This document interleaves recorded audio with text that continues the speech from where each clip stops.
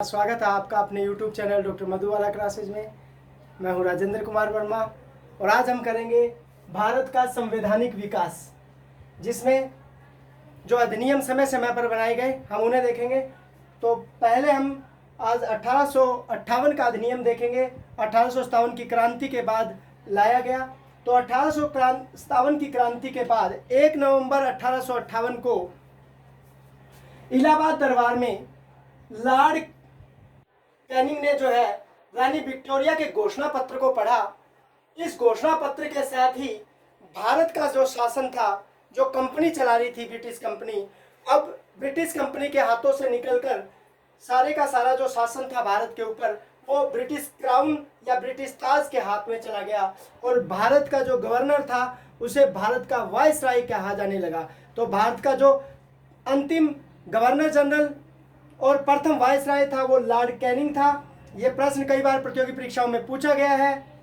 Company के शासन का अंत व रियासतों के साथ किए गए सभी संधि समझौते रद्द कर दिए गए, यानी जितने भी संधि और समझौते ब्रिटिश कंपनी के द्वारा देसी रियासतों के साथ किए गए थे वो सभी समाप्त कर दिए गए। तो इस प्रकार 1857 की क्रांति के बाद भारत और ब्रिटिश राज के अंदर एक बहुत बड़ा परिवर्तन हुआ, जिसमें सारे का सारा शासन जो है वो ब्रिटिश कंपनी से ब्रिटिश क्राउन के हाथ में चला गया, ब्रिटिश ताज के हाथ में चला गया और अब ब्रिटेन की जो महारानी थी वो सीधा भारत के ऊपर राज करने लग गई थी।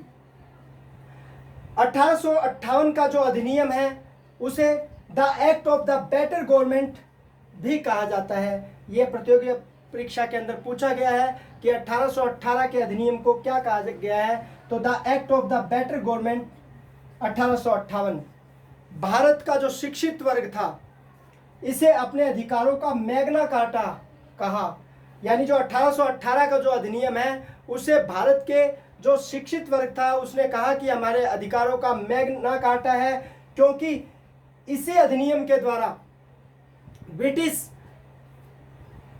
जो गवर्नमेंट थी, ब्रिटिश सरकार जो थी, उसने भारत में शिक्षा के स्तर पर और योग्यता के आधार पर नियुक्तियां करना शुरू कर दिया था। यह अधिनियम राज्य की संरक्षा के लिए बनाया गया था, क्योंकि 1857 में जो विद्रोह हुआ, जो राज्य क्रांति हुई, आगे ऐसी क्रांति ना हो उसको रोकने के लिए 1818 का अधिनियम बनाया गया, जो कि राज्य की संरक्षा के लिए बनाया गया अधिनियम था। इस अधिनियम द्वारा पिट्स इंडिया एक्ट 1784 द्वारा स्थापित द्वैत शासन को समाप्त कर दिया गया। जो डलहौजी की हड़प नीति थी वो भी निष्क्रिय हो गई। कंपनी की सेना जो थी वो ब्रिटिश शासन के अधीन कर दी गई। इस अधिनियम को ईस्ट इंडिया कंपनी की कब्र पर मृत्यु लेख भी कहा जाता है। देखो कितना महत्वपूर्ण प्रश्न है, कितनी अच्छी बात है कि 1858 का जो अधिनियम था उससे क्या हुआ कि जो ब्रिटिश कंपनी थी उसके हाथ से सारा शासन निकलकर ब्रिटिश ताज के हाथ में चला गया। तो इस तरीके से ब्रिटिश कंपनी की कब्र पर मृत्यु लेख लिखा गया 1858 के अधिनियम के द्वारा। तो ये प्रश्न भी पूछा जा सकता है कि किस अधिनियम को ब्रिटिश कंपनी के कब्र पर मृत्यु लेख कहा गया है। तो 1858 के अधिनियम को कहा गया है। इस अधिनियम द्वारा बोर्ड ऑफ कंट्रोल को समाप्त कर दिया गया। दो थे, बोर्ड ऑफ डायरेक्टर और बोर्ड ऑफ कंट्रोल। तो बोर्ड ऑफ कंट्रोल को समाप्त करके भारतीय परिषद की स्थापना की गई। अब यह प्रश्न भी पूछा जा सकता है कि भारतीय परिषद की स्थापना किस अधिनियम के द्वारा की गई। तो 1858 के अधिनियम के द्वारा की गई, जिसका अध्यक्ष भारत का सचिव भारत सचिव कहलाता था।